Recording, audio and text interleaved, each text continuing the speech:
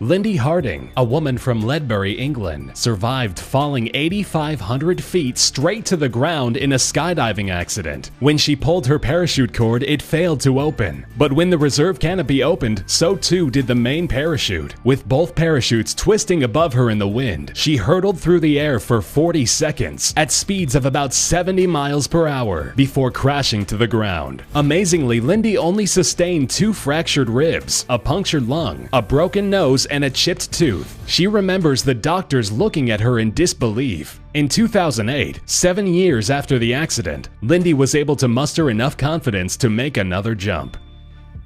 In 2003, construction worker Ron Hunt fell face first onto an 18-inch auger drill bit. Ron was working on top of a ladder, drilling something overhead. Moments later, the ladder started to wobble. Following safety procedures, he tossed the drill down when he realized he was falling. As he plummeted toward the ground, he landed right on top of the drill that just happened to be sitting in an upright position. The auger bit went straight through his skull. Doctors say that the drill penetrated his eye socket and pushed his brain to the side rather than through it. They decided to just unscrew the drill bit from his head instead of surgically removing it. Ron's friends call him Miracle Man.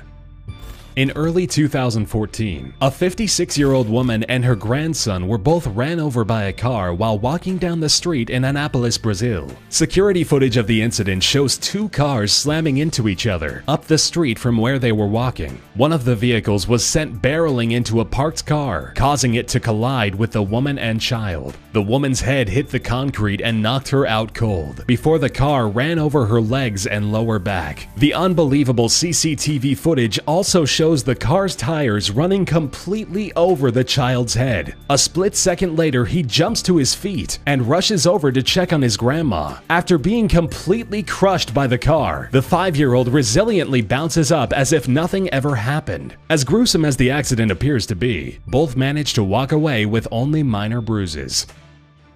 Young lady Alexis Goggins is known as a hero in her hometown and around the world. In 2007, when she was only 7 years old, she jumped in front of a hail of bullets in order to save her mother from death. Alexis and her mom, Selitha, were kidnapped by her ex-boyfriend, who forced them into a car and began driving to a secluded area. When Selitha tried to get out of the car for help, he cocked his gun. Alexis screamed, "Don't hurt my mom," as she jumped in front of her mother to try to shield her from gunfire.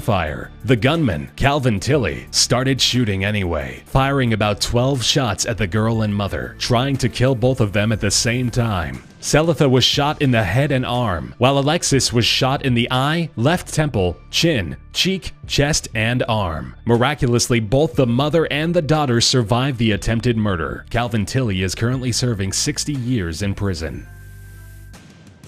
South African soccer player Rui Mahumutsa survived an accident that probably should have taken his life. Mahumutsa, who plays for Johannesburg's Orlando Pirates, was out driving when his car slipped on a wet patch of road. This caused him to lose control of his vehicle as he crashed into a guardrail on the side of the road. Like a shish kebab, the guardrail pierced the rear of his car and penetrated through the entire vehicle, exiting through the windscreen. Shocking photos taken of the scene show his white BMW 3 Series completely impaled. Many say that it is a miracle that he walked away from the accident with only minor injuries.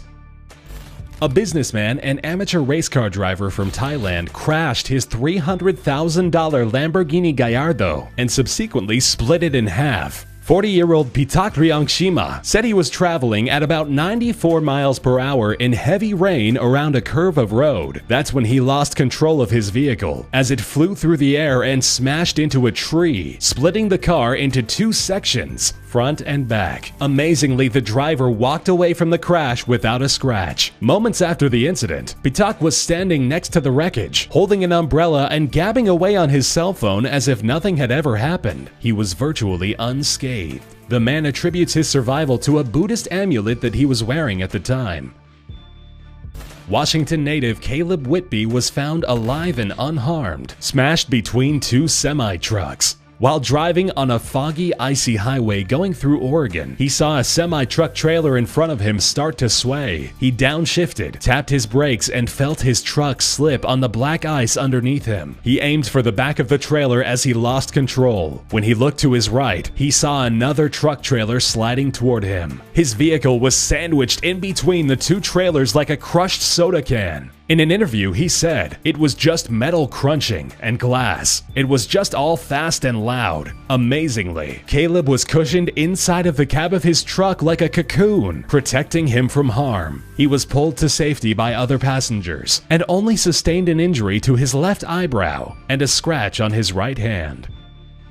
Many people believe that Ahad Israfil had a guardian angel watching over him back in 1987. Ahad sustained a gunshot to the head that blew off a massive portion of his brain. When he was 14, Ahad was working at a local convenience store in his hometown of Dayton, Ohio. His employer accidentally dropped a gun and shot the top of Ahad's skull, blowing off most of his right hemisphere. He started convulsing on the floor from blood loss and shock. Paramedics rushed him to a nearby hospital, and after a 5-hour operation, he awoke and even tried to speak. His own mother described his head looking like a deflated basketball. Years later, a plastic surgeon constructed a hard silicone implant and filled the cavity of his cranium. The surgeon pulled the skin over it to give him a somewhat normal-looking head. The now 42-year-old man with only half a brain went on to graduate with honors from his local university.